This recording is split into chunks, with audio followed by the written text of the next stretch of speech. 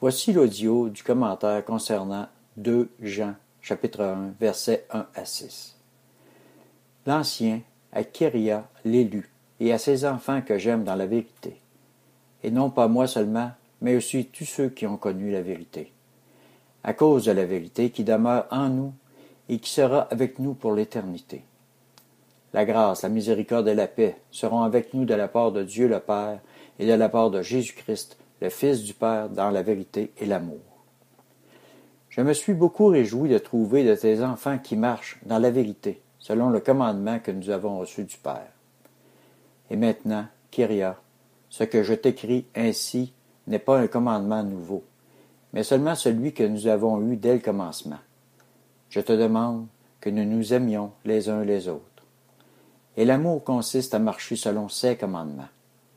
C'est là le commandement dans lequel vous devez marcher, comme vous l'avez appris dès le commencement. Commentaire.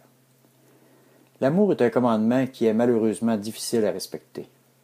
Si l'amour du Père n'est pas complet en nous par son esprit, nous voyons le fruit de l'esprit dans Galates 5.22, mais le fruit de l'esprit est amour, joie, paix, patience, bonté, bienveillance, fidélité, douceur, maîtrise de soi.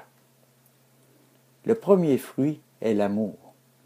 Et lorsque le Seigneur nous touche, la première chose que l'on goûte est tout son amour. Alors, frères et sœurs, suivons la voie du Maître qui nous a laissé ce commandement. Aimez-vous les uns les autres. Nous voyons dans Jean, chapitre 13, verset 34. Je vous donne un commandement nouveau. Aimez-vous les uns les autres, comme je vous ai aimé. Vous aussi, aimez-vous les uns les autres. Cela est pourtant clair. Mais que se passe-t-il sur cette terre? Où est l'amour? Nous en sommes rendus que de dire bonjour à quelqu'un peut susciter toutes sortes de réactions. Où est l'amour que notre Seigneur nous demande d'avoir? Comme les ténèbres sont grandes sur cette terre, au point d'aveugler même le peuple de Dieu.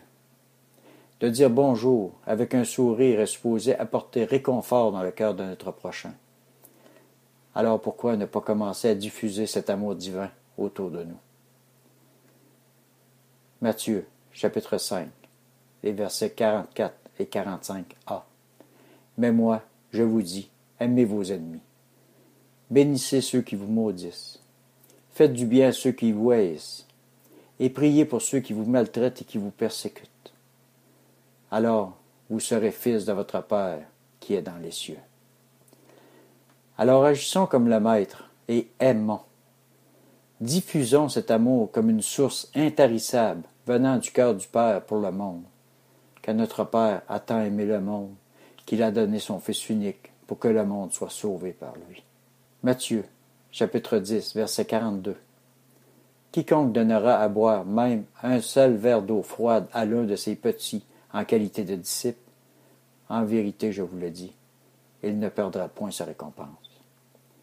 Seigneur, que ton nom soit sanctifié, que ton amour soit distribué à tous ceux et celles qui en ont besoin, et que cet amour remplisse les cœurs les plus endurcis.